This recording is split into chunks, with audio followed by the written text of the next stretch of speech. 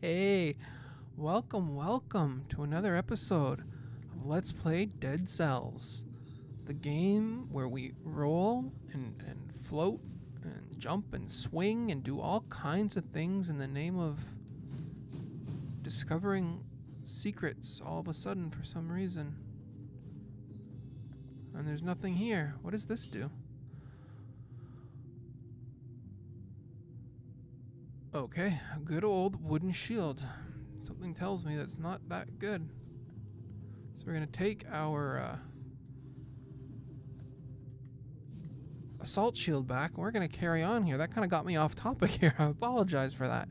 What I wanted to say was I've been playing a lot of Dead Cells. I'm not gonna lie.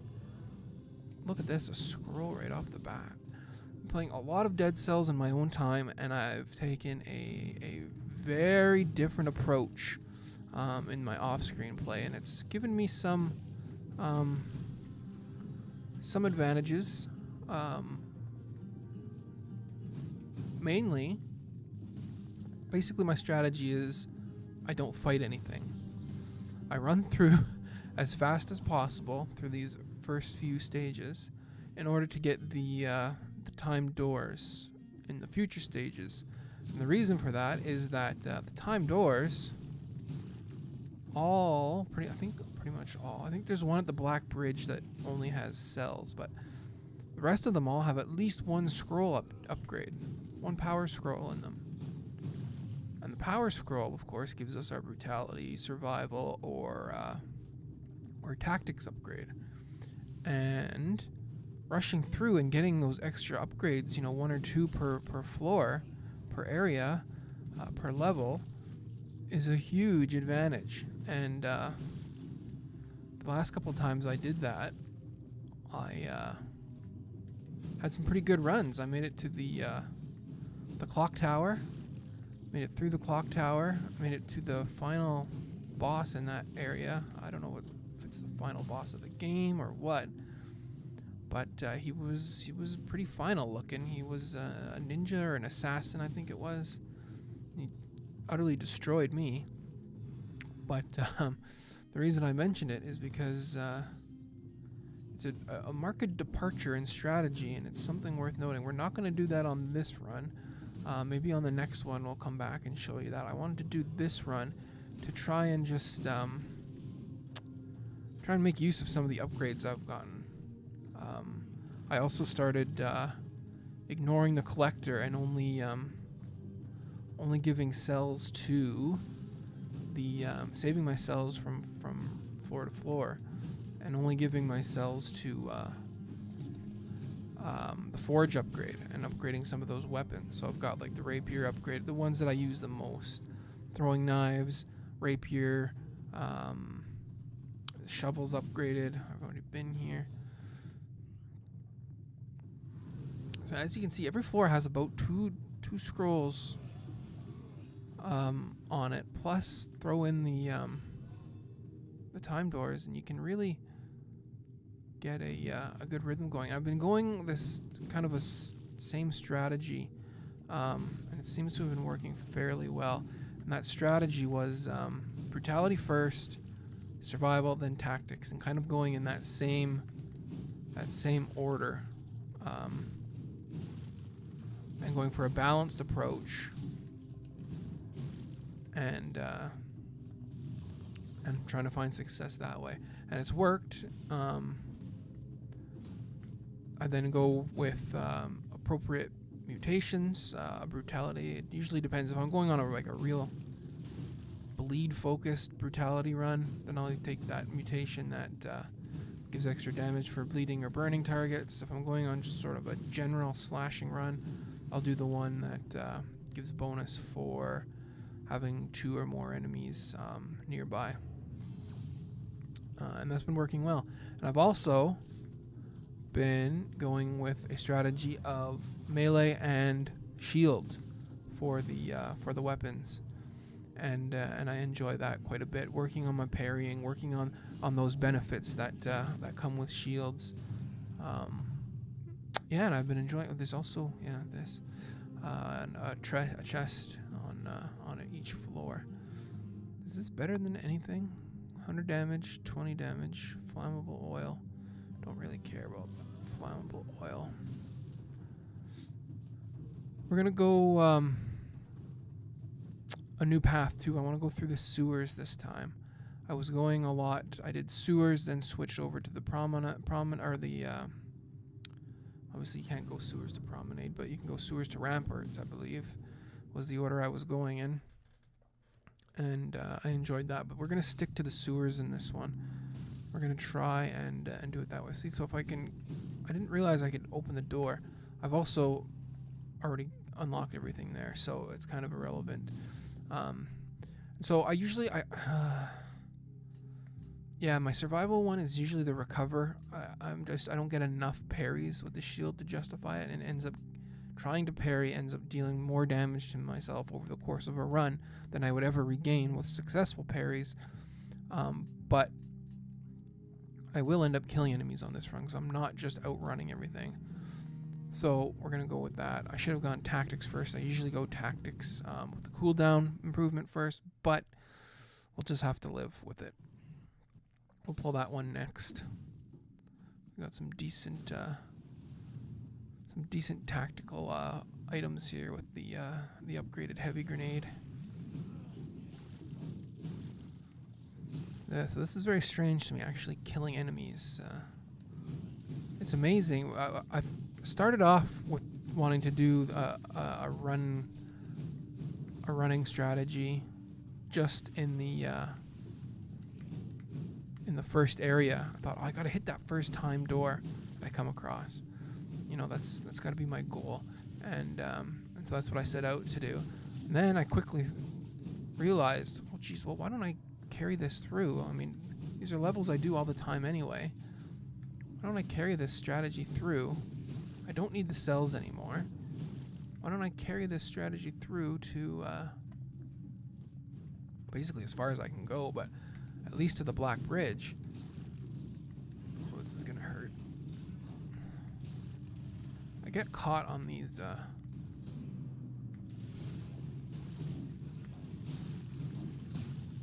that was close. What do we have here? Survival +1. All damage taken. You also take a lot less damage when you're not fighting enemies. It's amazing. Because money's irrelevant. Cells are largely irrelevant. Apart from, you know, the upgrades, which you're going to get from the time doors. You're going to get those cells anyway out of the time doors. So why am I even playing a game? And or at least the first few parts of the game. And I'm starting to realize, you know, that's might be a telling problem, because you really don't need to play. You don't need to do these first few areas. You can get by with just running your way through and avoiding. Like, you don't even have to hit anything. It's not until you run into the flying enemies that you really feel like, oh geez, you know, I should be stopping, because they can catch up with you and they force you to keep moving. If you're running away from a flying enemy, there's no hiding on this ledge here. You're doomed. You're gonna get something handed to you that you don't want handed to you if you're doing that with a flying enemy. So having a decent grenade that you can just kind of lob out there as you're running makes a huge difference. We're gonna go survival here just until we can get that that mutation for the cooldown. But yeah, I was shocked at how much success I actually had with that strategy, and I look forward to doing it in a video. Right, so there you go. You just kind of throw the grenade. It's better, obviously, when the cooldowns are shorter, but the logic still applies. You just run, avoid those pesky grenades or flying bird things that are following you, and there's really nothing to worry about. Yeah, and it's so easy to do that it really opens up the question, begs the question to be asked, is this how they want it to be done? Because it almost seems like it is. Granted, the timing on the doors doesn't work out to suggest that that's how they want it done. Because by the time you get to the Black Bridge, you can be like over 5 minutes ahead of schedule. Like every time I get to the Black Bridge, I'd say, yeah, I've very often had at least 5 minutes left. And what you lose, though, is the ability to do this, which is kind of him and a haw over weapons. And I don't know if you burn time in that menu, but even just looking at things in the shop and whatnot, I don't do when I'm rushing. 75 and this takes 90%, but you can't parry. I honestly can't parry anyway. So does that really matter? 76 damage. I mean, you lose the dash, but can't sell that. I think I'm okay with that. I haven't been using it much on this run because I've been talking, and my skills always decrease markedly when I'm talking at the same time. Jeez, see? As you can see, that is the case. Yeah, we're gonna have to get those cooldowns way down low because I don't know why I looked right at him. I thought he wouldn't. Their jump distance always surprises me. But I digress. We're gonna do full clears on these levels. I'm gonna see if we can uncover secrets. I still want the secret for jumping up those. Jeez, look at this. Oh boy, I don't know. 20% damage when inflicting a crit. We don't have crits right now. Let's not worry about it too much. Oh, Jumpin' Joseph. 129, 197. I mean, it's better. Extra damage on a burning target. You know, it's almost tempting to run double swords. Especially for the boss, but this damage is probably not going to be. I don't know. I'm gonna do something weird. I don't do this very often anymore, but I used to in the old iteration of the game. I'd run double swords all the time. Just make sure I got my buttons right here. Damage isn't that good, but we do have a grenade here, a fire grenade. We might want to make use of that. It has been upgraded at the forge, as you can see. We're going to roll brutality here because we're really reliant on this damage now. There's the ramparts. I want to stick to the sewers. I don't think I've made it through the old sewers yet. I think I've died, and I had been proceeding under the assumption that I had, and I don't think I have. So I want to see all that the sewers have to offer. I don't want that thing. Could be useful. I've used it a couple times. I haven't really found out the best way to use it.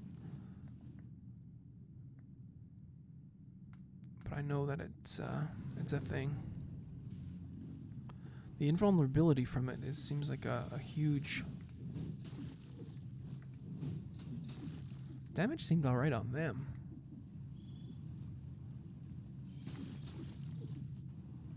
So we're going to take our time. This is going to be a much more methodical, like I said, level clearing. Explore these areas. I'm looking for that verticality, the jumping. Yeah, I assume it's a jump or a wing thing. Do you fly up? All those areas with the huge vertical inclines that I can't get up in our current state. Yeah, that damage is nice. We throw a few more points of into brutality there. That damage is going to be real nice. How do I get to you? If I can keep my bomb combinations memorized. My button combinations, rather. Oh yeah, see, I got no verticality to get up there. Must be some kind of a jump dash, a vertical dash. That seems odd. Or maybe it's just a dash in general that you can control. I don't know, maybe there's not much point in trying to hypothetical it until we till we get it. This damage is much better. We threw one more point into brutality? What a difference. Let's throw another. Why not? Not gonna hurt my feelings. Wrong button. Oh. Oh boy.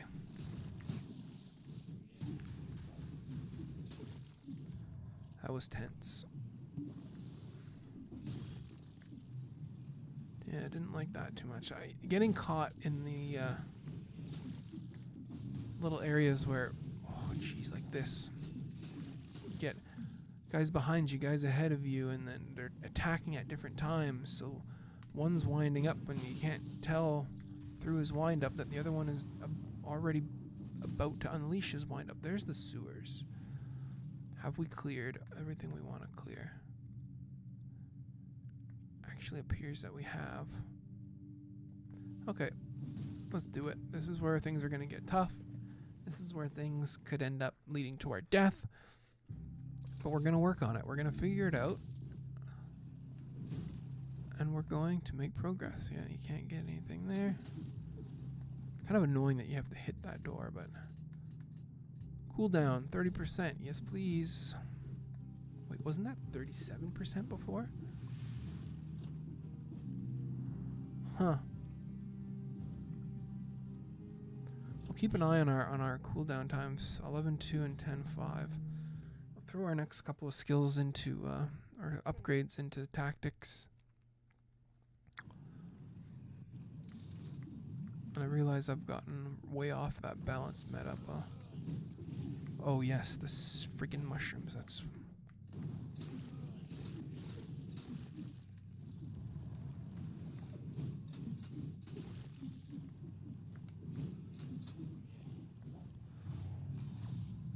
Fire doesn't last nearly as long as I'd like it.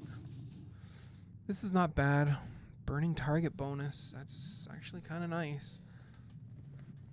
133 extra damage. Much faster. Thing is, you can't lob it. It doesn't do you good against big pockets of flying enemies. It would be good against the boss, and that's about it.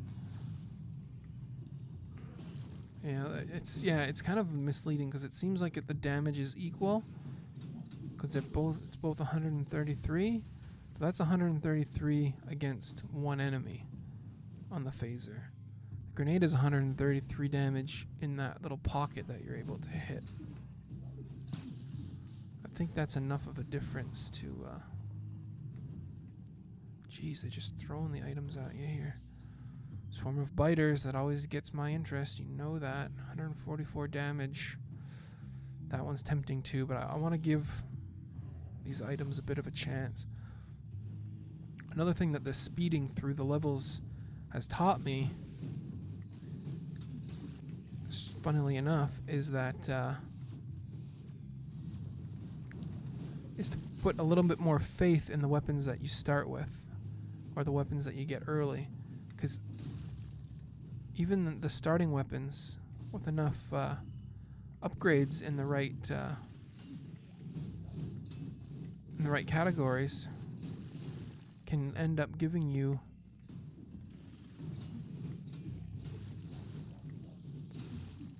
enough damage to make it through the incomplete one, at least, for sure. Granted, that is with the extra upgrades that you get by making those timed doors, so I guess it's all a balancing act, right? It's all about figuring out what works for you. I like this combo still. Too much into it, too much still, so we're gonna stick with it, my friend. But yeah, I mean, there's still so much to discover in this game. I don't know if I'm ever gonna be able to do it. When I saw that new boss that I had never faced before, I was like, oh boy, this is opening up a whole new problem, because I've got to get to him enough times that I can learn the patterns and develop some monicum of skill against, and yet, you know, it takes so long to get to him. What am I gonna do?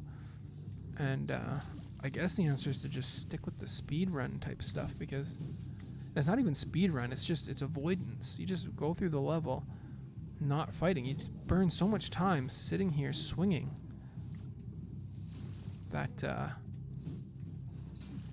you lose those time doors so fast. It's easy to get through the whole level if you just avoid everything. And everything is avoidable. Funnily enough. I wouldn't have thought that. I would have thought, oh boy, I'm going to get stun locked. I'm going to get trapped. And you can't get cornered. If you end up in a small... There's 37. We were 10, 5, and 11. Yeah, so we've gone down. You can end up in a small little dead end area. You can get trapped. It is possible. But it doesn't happen that often. And it only takes like one good grenade. A flashbang or just a good heavy grenade to kill the smaller things with the appropriate upgrades, and you can get yourself out of a jam pretty easily.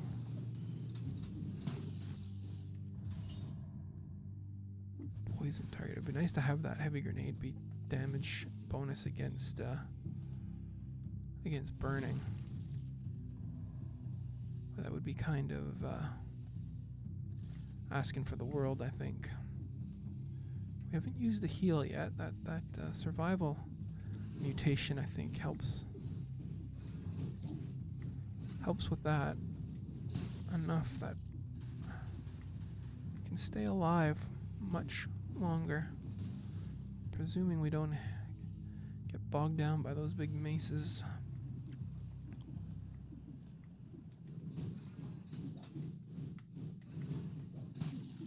There we go.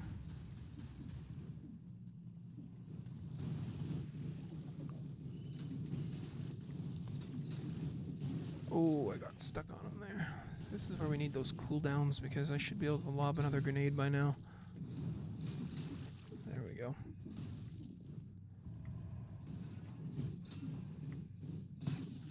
That's nice. Gotta upgrade that torch too. Yeah, we're torch 1. We need another fire. Trade that out for another fire dealing item. Either another torch or the firebrands or the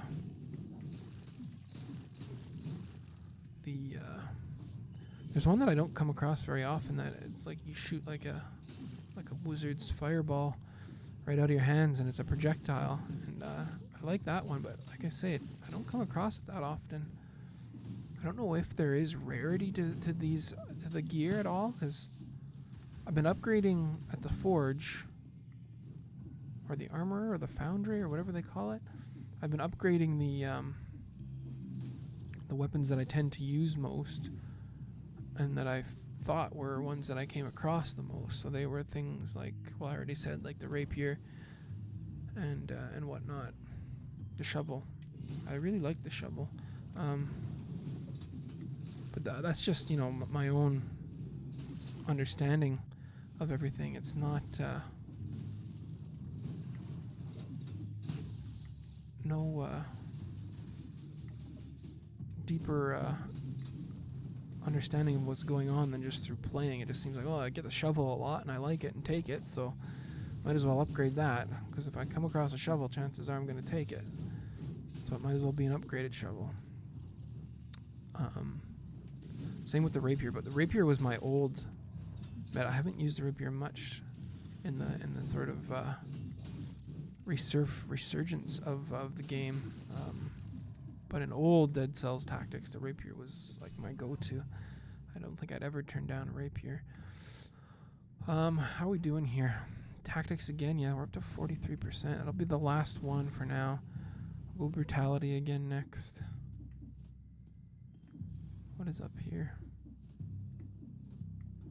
Lots of spikes. Oh, secrets. This is a big secret area with a blueprint for an alchemic pistol. Is that it? That's a big room for one item. So we gotta make it to the end now. We gotta turn this blueprint in. What's up here? Teleporter? Insufferable crypt. Well, that's something. Is that everything, though? We started way down here. We've got a little bit to explore down there. There's probably nothing there, but... Oh my god, there's even a guardian scroll over there. Let's start right at the beginning again. Right there. We'll get that bottom left corner. It's probably just an enemy or two. Oh, and this is... I think this is that scroll that I...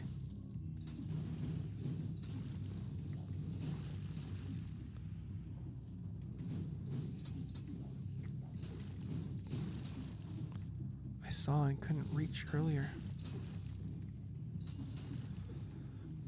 You know, I try to do these videos, and I'm trying to... You know when you've got that feeling when you've got something at the back of your mind, and it's like throwing everything off? That's where I am at right now. And that's pretty clear because we're 25 minutes in, and I'll talk about that in the next video. But until then, thanks very much. See you soon.